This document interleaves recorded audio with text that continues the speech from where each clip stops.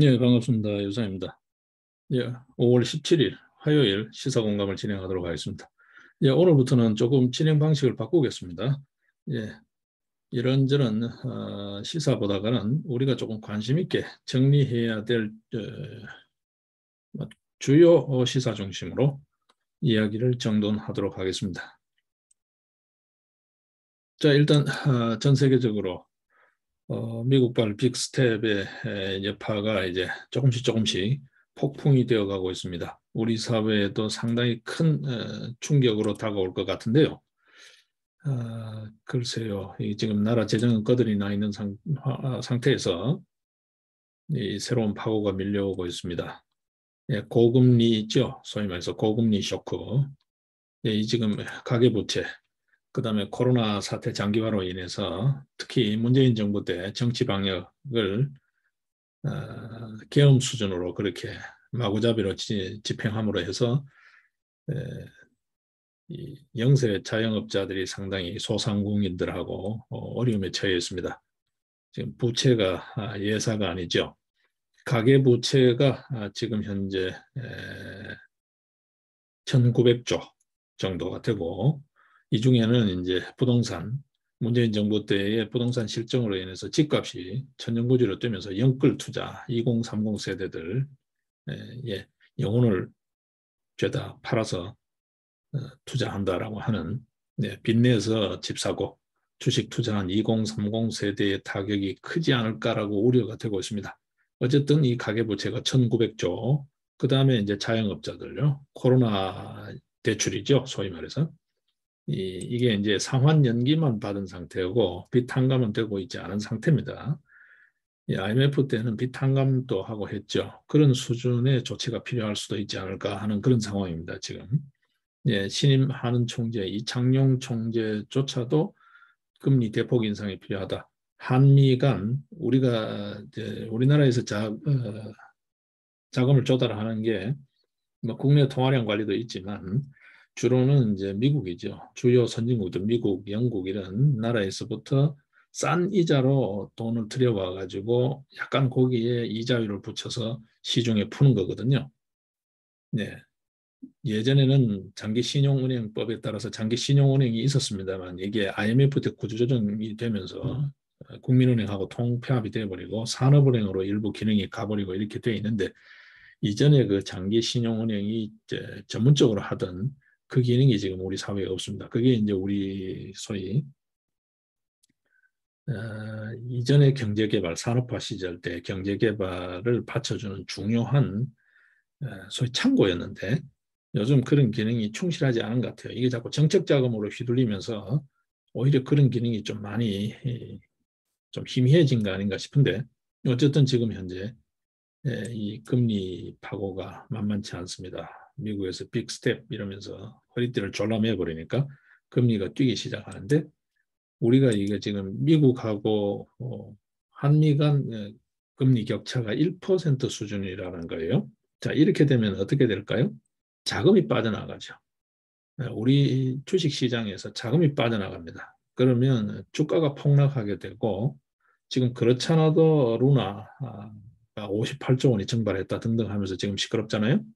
네, 이게 지금 어, 문재인 정부 때 특히 추미애지요. 증권범죄합동수사단을 없애버렸는데요. 진짜 이 지금 이 지능범죄들, 경제범죄들, 민생사범들이죠. 지금 당장 보십시오. 58조 터지고 나니까 큰 손들도 큰 손들이지만 개미 투자자들이 지금 속된 말로 코피 터지게 돼 있는 거거든요. 자, 이 기능이 지금 문제입니다. 이 와중에 검수완박그럽니다. 민생 피해 바로 돌아오죠. 이거 다시 살려서 잘 감시해야 됩니다. 그런 문제도 있고, 지금 어쨌든 지금 자영업자들 대출금 이야기가 좀 옆으로 갔는데요. 이 상환 연기 133조, 그죠? 가계부채 1,900조, 이게 2,000조가 넘습니다. 이게 당장 상환 연기된 게 9월달 되면 다시 만기가 돌아와요. 갚아야 되는데 이거 어떻게 할 거냐라는 거죠. 자, 금리 격차가 줄면 자금이 이탈되게 됩니다. 지금 여러분 보시면 물가가 지금 하루가 다르게 오르고 있습니다. 물가 관리가 굉장히 비상등이 켜져 있습니다. 여기에 또 환율까지도 뛰고 있습니다. 환율도 지금 비상입니다. 예, 물가, 환율, 원자재 등요. 자, 이 난국에 지금 금리 안 올릴 수가 없는 거예요. 금리를 안 올리면 자금이 빠져나가 버리니까. 그러면 국내에 자금이 제대로 자본시장에서 자금이 제대로 순환 안 된다는 것은 어떤 문제가 되나요? 우리가 뭐 그냥 좀 거칠게 보게 되면 IMF 외환위기와 같은 그런 어, 국가 재정이 진짜 이제 외환 보유고까지 거들이 나는 환율까지 치솟아 버리면요 그런 문제가 생길 수 있다는 거죠. 자, 이거를 지금 어떻게 해결할지가 가장 큰 문제입니다. 가장 큰 문제입니다. 예, 당장 지금 현재 자영업자, 영세 소상공인들 지원금 600만 원에서 1000만 원, 약 33조를 푼다라는 이야기는 있는데 이거는 그야말로 그렇죠. 접시물 정도밖에 안 된다는 거죠. 예, 참큰 문제입니다. 이 바닷물을 뚜레박으로 퍼내는 것과 같은 꼴이 돼서 지금 가계부채라는 큰 바다, 예, 자영업자의 코로나 대출이라는 큰 상환 연기된 큰 바다에서 33조, 그죠? 상환 연기된 부채만 133조인데 33조. 이건 뭐 조족지연이죠. 이게 어떻게 될까라는 겁니다. 자, 이 와중에 지난 한 해 동안에 소위 금융기관들, 소위 금융그룹이라 그러죠. 금융기관들이 이자 수익만으로 작년 한 해에 4대 금융그룹만 치더라도 뭐 국민 등등 해서 4대 금융그룹만 치더라도 34조 원의 수익을 냈다는 거예요. 그래서 이 수익을 갖고 명태금, 그 다음에 이제 보너스도 수백 프로씩 말이죠. 이 어려운 시기에 그렇게 네, 샴페인을 터뜨렸죠. 자, 이제 은행 금융권도 이 IMF 구조조정 때 어떤 의미에서 국민 혈세로 이놈들 다 어쨌든 지금 오늘 그 호황을 누리고 있는 거잖아요. 예. 이전에 받은 혜택을 돌려준다는 의미에서라도 이제 고통 분담을 할 노력을 좀 해야 된다는 거죠. 자기네들 자꾸 보따리 챙기고 연봉 챙기고 이런 것 좀 그만하고 이제 상환 수수료 중도 상환 수수료 이야기도 나오고 있습니다. 그다음에 연체이자 이야기, 감면 이야기 나오고 있습니다. 뭐 그런 정도로는 좀 부족한 것 같아요. 좀 더 적극적으로 금융기관이 좀 나서야 되고 정부도 자산관리공사라는 게 있으니까요. 정부가 좀 이렇게 할 수 있는 이제 그런 쪽에다가 좀 할 수 있는 역할을 해야 되지 않을까 싶습니다. 뭐 직접적으로 부실 채권을 매입하는 문제 등등 이야기가 나오고 있습니다. 이 가계부채가 여전히 계속해서 폭탄 돌리기 식의 시한폭탄인데 자, 이 문제를 어떻게 할 거냐는 거죠. 고금리 시대 때 지금 당장 금리를 기준금리라는 게 굉장히 중요하죠, 여러분. 지금 하는 기준금리를 0.5% 수치로 보면 크지 않은 것 같아 보이지만 기준금리 0.5% 인상이라는 것은 시중은행, 그다음에 제2금융권 이렇게 쭉쭉 내려가게 되면 우리가 피부로 느끼는 거는 2, 3%까지 올라가 버리니까 이게 만만치가 않죠. 지금 주택담보대출, 주담대만 하더라도 특히 연끌 투자한 친구들 이게 만만치 않을 것 같아요. 바로 지금 우리가 목전에서 보고 있습니다만 목화에 루나 사태만 하더라도 보십시오. 예, 이게 만만치 않을 것 같아요. 참 이게 잘 수습이 됐으면 하는데 일단 큰 틀에서는 변동수가 없습니다. 빅스텝 고금리 이거는 뭐 피할 수 없는 지금 현재 당면 과제가 되어 있기 때문에 발등에 불이 되어 있습니다. 여기에 대한 모두의 지혜를 좀 모아야 되지 않을까. 정부, 금융권, 그 다음에 각 당사자들 지혜를 좀 모아야 되지 않을까 싶습니다. 예, 좀 총체적 위기입니다. 총체적 위기입니다. 물가, 환율, 금리 총체적 위기입니다. 이 부분에 대한 우리 모두의 좀 자세가 필요하지 않을까 싶습니다. 자, 그 다음에 지금 그렇죠. 이 윤석열 정부는 세 가지를 일단 잘해야 됩니다. 문재인 정부가 흐트려 놓은 부동산 잡아야 되고요. 문재인 정부가 마구잡이로 돈 풀어가지고 그러니까 정부 곳간 다 털고 추경 편성하고 초과 징수 그 세금 마구잡이로 걷어들인 거죠. 집값 올려서 걷어들이고 법인세 올려서 걷어들이고 그렇게 해서 펑펑 써졌겠던 그래서 돈이 풀린 거죠. 이 돈이 풀리면 인플레가 되게 됩니다. 그죠? 그 자체로도 물가 상승 요인이 되게 돼요. 동화량이 너무 많기 때문에. 예. 이런 거예요. 물가 잡아야 되는 거. 집값 잡고 물가 잡고 지금 현재 금리 잡아야 되는 겁니다. 그리고 예, 사회의 공정 질서 이게 뭐죠? 신상필벌이죠. 죄 지은 놈 벌 받고 잘한 놈 상 받고 지금 죄 짓고 계속해 지금 처벌 안 받겠다고 온갖 나쁜 짓 골라서 다 해놓고 처벌 안 받겠다고 검수완박 저거 정상화시켜야죠. 국법 질서 정상화 이걸 하면 칭찬받을 거예요. 그 다음에 시급하게 해야 될 게 지금 쏟아지고 있는 이런 문제들입니다. 자, 일단 일자리요. 일자리 이거 정리해야 됩니다. 그죠? 자, 이제 시정연설에서도 나왔습니다. 조금 그 큰 이야기부터 먼저 정리를 하고 넘어갈까요? 시정연설에서 나왔습니다. 연금개혁, 노동개혁, 교육개혁, 초당적 협력 이야기 하는데 이거 지금까지 계속 폭탄 돌리겠습니다. 예. 세대 착취죠. 지금 있는 세대들은 뭐 이렇게나 저렇게나 지금 뭐 국회에서 난동 부리고 있는 저놈들까지 저들한테는 영향이 없으니까 다음 세대가 문제죠. 이 세대 착취 문제 이거를 어떻게 조정할 거냐는 문제죠. 연금 개혁 반드시 해야 되니까죠. 이번 이 정부 때 하지 않으면 정말 이제는 늦다. 늦다. 이것 때문에도 이제 나라가 주저앉을 판이라는 거죠. 그 다음에 노동개혁 반드시 해야 됩니다. 지금과 같은 이 노동 경직된 노동 노사관계 안 된다. 교육 안 된다. 교육 한번 보십시오 지금. 지난 1, 20년 한 20년 정도 지금 우리 교육이 어떻게 됐나요? 뭐 이념 교육이다 이런 거 떠났어요. 교육의 사명감이 없어져 버렸습니다. 교육이 관료화 돼 버렸습니다. 교육이 정치화됐습니다. 예. 교육 행위가 여느 공장 노동 행위와 같이 그렇게 되었습니다. 근데 그거는 중요한 게 아니고 관료화 돼 버렸습니다. 교육 현장에 혁신성, 창의성이 전혀 없습니다. 자발성, 헌신성이 전혀 없습니다. 그냥 관료입니다. 어떻게 하면 일 덜 하고, 어떻게 하면 더 많이 놀고, 어떻게 하면 더 많이 챙기고, 어떻게 하면 더 많이 꼴값 더냐, 행세하냐. 밖에 남은 게 없습니다.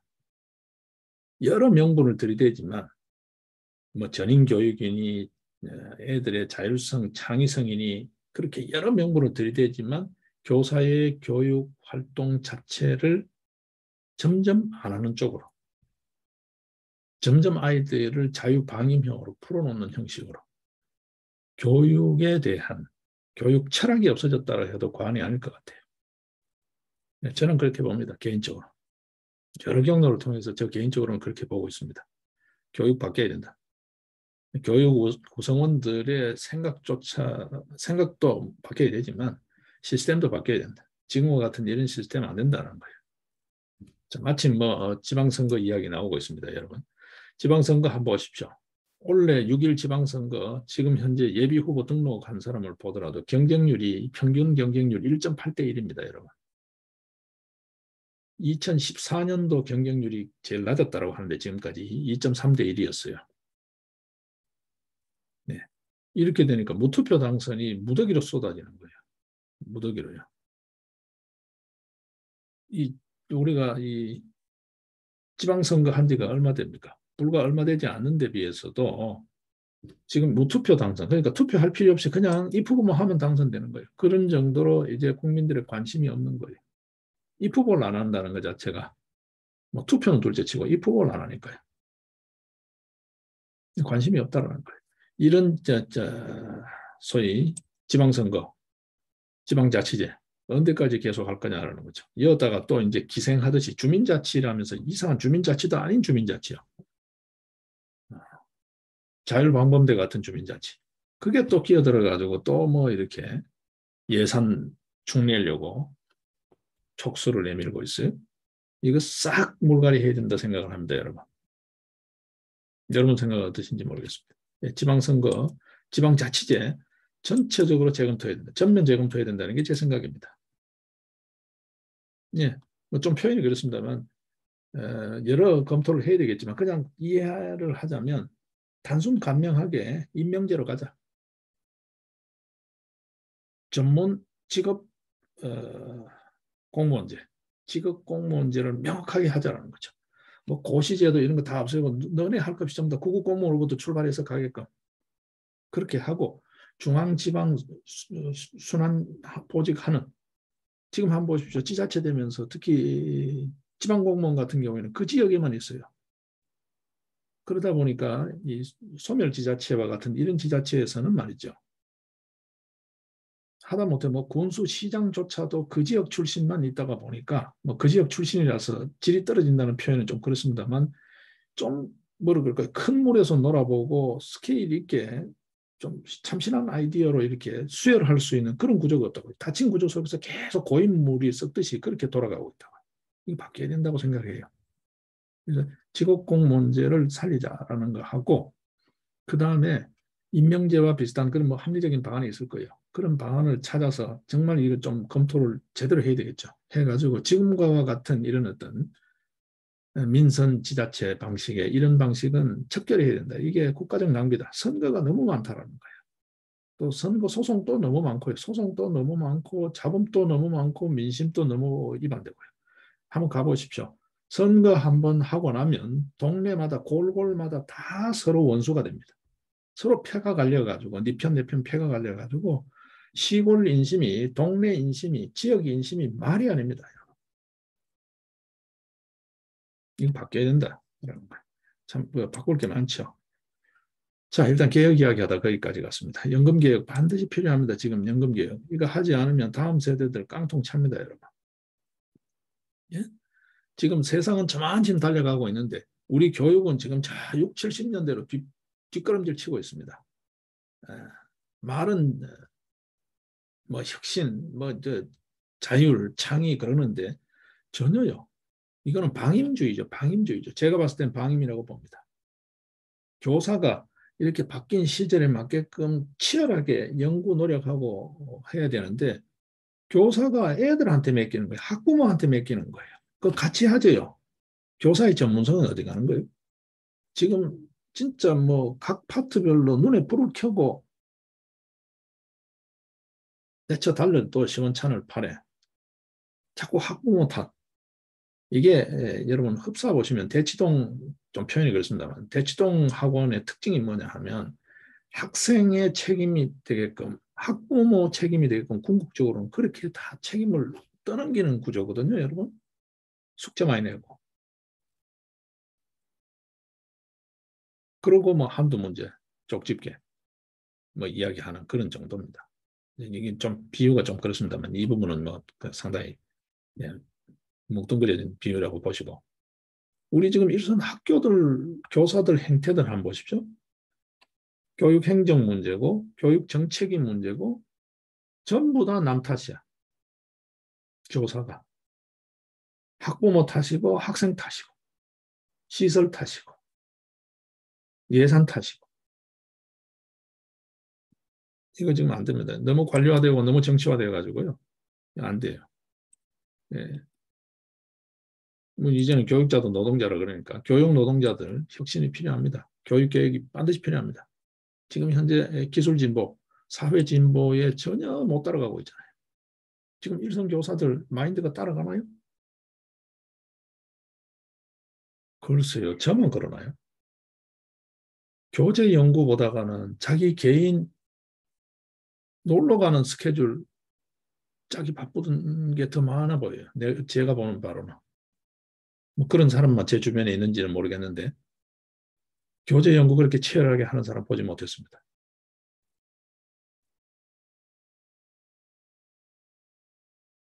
이전에 공무원들 보다가 더 했으면 더 했지 덜 하지 않은 것 같아요. 뭐 방학 석 달 뭐 해야 될 연수 어쩔 수 없이 하는 것 이외에 별로 교재 공부하는 사람 제가 본 적 없어요. 자 일단요. 너무 그쪽으로 이야기하면 그러니까 일단은 일자리 심각합니다, 여러분. 지금 바로 직전에 지금 문제되고 있는 게 그거죠. 문재인 정부 때 했던 비정규직 제로 지금 인천공항 인국공 사태 여러분 한번 보십시오. 지금 난리가 나 있습니다. 그죠?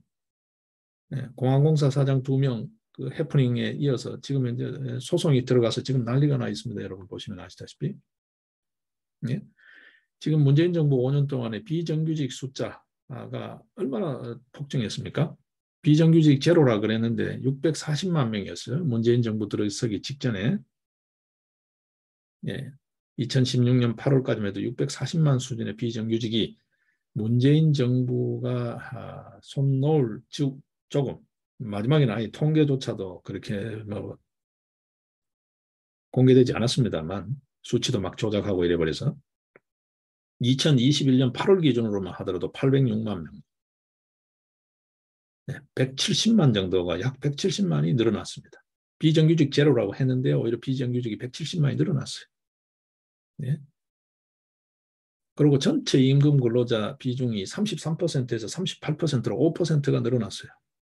이게 문재인 정부가 해놓은 일자리 정책, 비정규직 제로 정책입니다, 여러분. 이거 더 미룰 수 없죠. 비정규직이 38%예요. 뭐 자영업 이렇게 하는 경우 빼고요. 비정규직. 엄밀하게 하면 자영업자도 요즘 같은 시절에는 파리 목숨이잖아요. 언제 문 닫을지 모르니까. 비정규직이나 다름없죠. 뭐. 좀 표현이 너무 과격하나요? 그렇지나요? 그렇습니다. 이거 지금 해결해야죠. 노동개혁 해야 됩니다, 여러분. 예. 지금 이래가지고는 기업이 안 됩니다. 기업이 돌아가야, 공장이 돌아가야 일자리가 생길 거 아니에요. 이게 시원찮게 돌아가고 부가가치가 충실하지 않으니까 고정비, 인건비를 아끼기 위해서 비정규직을 쓰는 거죠. 정규직을 하고 싶어도 정규직을 못 하는 거죠. 그리고 노동 행태들 바뀌어야 됩니다. 특히 노조들요. 예. 요점은 그거죠. 대기업 중심, 정규직 중심, 노조 중심의 노동정책. 이거 바뀌어야 된다는 거예요. 바뀌어야 된다. 이게 이제 이름하여 경직성이죠. 노동 경직성을 해소하는, 완화하는 그런 노동개혁 하지 않으면 이제는 쪽박 찬다. 쪽박 찬다. 그나마 그래도 뭐 머리띠라도 두르고 목청이라도 낼 수 있으면 좋은데 이제 그것도 할 수 없다. 이제 쪽박 찬다는 거예요. 네, 이거 바뀌어야 된다는 거죠. 이제 무조건 바뀌어야 됩니다. 자, 그 다음에 교육요. 교사가 남아돌고 있습니다, 여러분. 대학 보셨죠? 벚꽃 피는 순서대로 대학이 문 닫을 것이다. 대학 지금 지방 가보십시오, 여러분.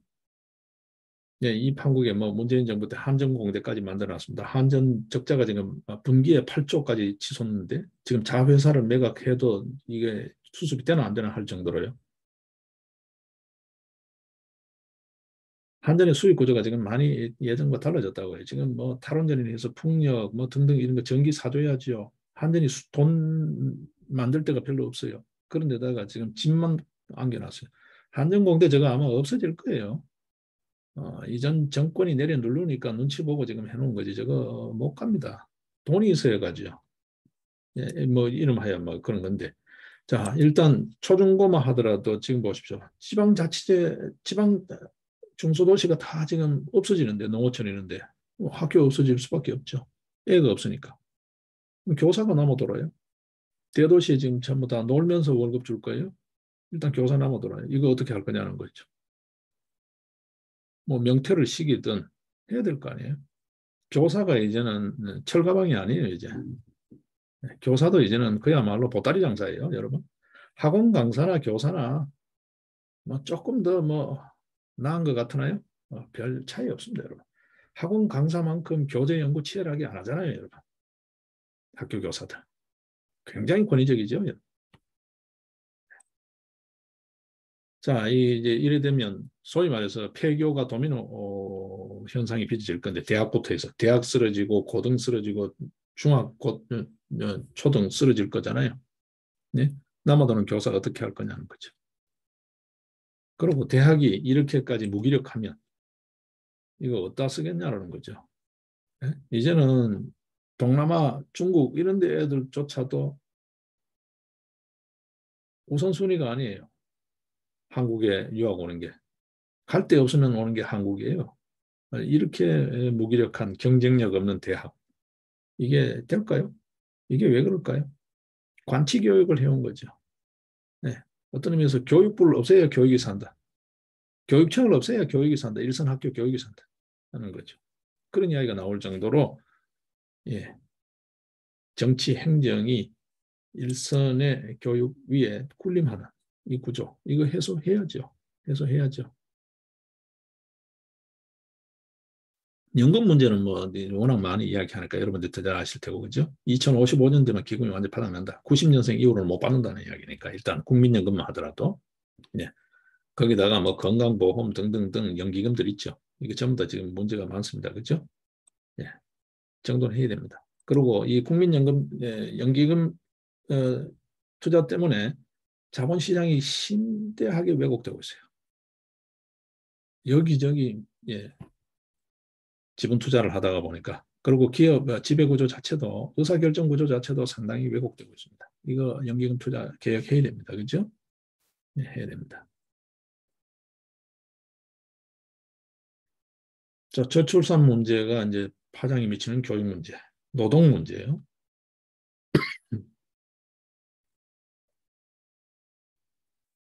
자, 이거 지금 시급히 해결해야 될 과제입니다.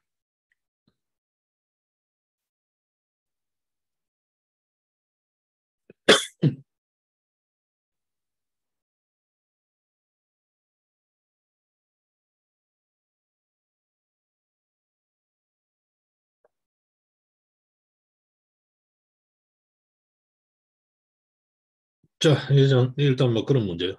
이거는 반드시 해야 됩니다. 그죠? 자세한 이야기는 우리가 천천히 막 또 해가지 않을까 싶습니다. 이게 뭐 발등에 불이기 때문에 예, 교육, 노동, 연금 예, 이게 이제 발등에 불입니다. 이거를 이제 어쨌든 손질해야 되고 그다음에 당면해 있는 거는 금리, 집값, 예, 주택, 그다음에 일자리 이거 해결해야 됩니다. 그렇죠? 이 숙제 여기에 지금 뭐 한가롭게 다른 신경 쓸 문제가 없습니다. 한미동맹 딴 거 없습니다, 여러분. 계산 나오는 짓을 해야죠. 우리가 그러면 자주국방 다 할 거예요. 전자권 전환하면 뭐 정보, 작전 이런 거 전부 다 우리가 다 자력으로 해낼 수 있나요? 그만한 돈 지금 쓸 돈이 있나요? 일본은 뭐 돈이 없어서 저 유럽 같은 경우에는 돈이 없어가지고 나토하고 동맹하나요? 미국 애들이 뭐 물론 저들 챙기고 싶은 이득이 있겠죠. 이득이 있으니까 그렇게 하겠죠. 에? 단순 패권주의만으로 그렇게 하지 않을 거라고요. 그 상호간에 윈윈 하는 거죠. 우리는 돈 아끼고 국방 너 대신해라. 용병 쓸 거 없잖아요. 용병 쓰듯이 쓰면 되는 거지. 이걸 왜 자꾸 이상한 이념을 집어넣어 가지고 그러나요? 돈 아껴야죠. 돈 아껴서 그 돈을 유효적절하게 자원을 배분을 해야죠. 그렇죠? 자, 이 와중에 오늘 일간지를 보니까 조선일보 쪽에 간병비 이야기 나옵니다. 일본만 하더라도 간병비의 70% 내지 90%는 국가가 책임진다. 네? 간병인 처우 개선하고 그다음에 이 간병 부담이 있는 일반 소비자들, 국민들 부담을 좀 줄여라. 뭐 이야기. 간병비가 50% 이상 뛰어가지고 예, 지금 특히 코로나 때문에 조선족 등등 이 간병인 못 들어오죠. 예, 병원 간병인은 자격도 없고 제도도 없다. 4대 보험도 안 된다. 뭐 이런 이야기까지 해가면서 말이죠. 자, 이러면 이제 인건비 올라갑니다, 또. 그렇지 않아도 지금 코로나 때문에 사람이 없어가지고 간병비가 뛰어 있는데, 예, 여러분, 간병 하시는 분들 이야기 들어보면 정말 집안 살림이 안 되고 일이 안 됩니다. 한 사람이 아프면 온 식구가 그 매달리게 되거든요. 자, 이 이제 그런 사정은 이해하는데 지금 이 판국에 또 이제 간병비 이야기가 또 뉴스로 기사로 등장하고 있습니다. 자, 기가 막힙니다. 그렇죠? 자, 어쨌든 우리가 지혜를 모아야 될 판입니다. 그동안 문재인 정부 때 왜곡되고 뒤틀리고 그죠? 찢어지고 한 억눌렸던 부분들이 마구 터져 나오면서 지금 여러 요구들이 쏟아져 나오는데 우리가 잘 좀 차분하게 정돈해서 지혜를 모아서 이 난국을 잘 돌파해 나가야 될 것 같습니다. 자, 이 판국의 국회가 저 모양입니다. 민주당은 정당 위헌 정당이죠. 감소한방으로 하더라도 위헌 정당 해산 저는 그래요. 이 정치권에는 또 계산이 있겠지만 예, 과감하게 좀 국회 예산 이런 쪽도 과감하게 가자. 지금까지 뭐 액션하지 않는 거 보니까 6.1 지방선거 때 국회 예산 국민투표 등등등 이런 국민투표는 또 없는 것처럼 가는 것 같아요. 예, 일단 윤석열 정부의 처신을 조금 더 지켜보겠습니다. 그죠? 네. 뭐 어디나 한 석 달, 100일, 얘도 100일까지는 보니까 지켜보죠. 계속해서 이렇게 좀 긴가민가 하는 상황이 계속 가고 여느 정치 권력처럼 그렇게 흘러가면 윤석열 정부도 그렇죠. 순탄치 않지 않겠는가. 지금 정말 민심이 어디에 있는지를 조금은 잘 못 보고 있는 게 아닌가라는 우려가 조금 있습니다. 조금 더 지켜보죠. 알고 있으면서도 우선순위 때문에 고민하고 있는 걸 수도 있으니까 조금 더 지켜보죠. 예, 예, 오늘 이야기 좀 정리하겠습니다. 내일 뵙겠습니다. 예, 고맙습니다.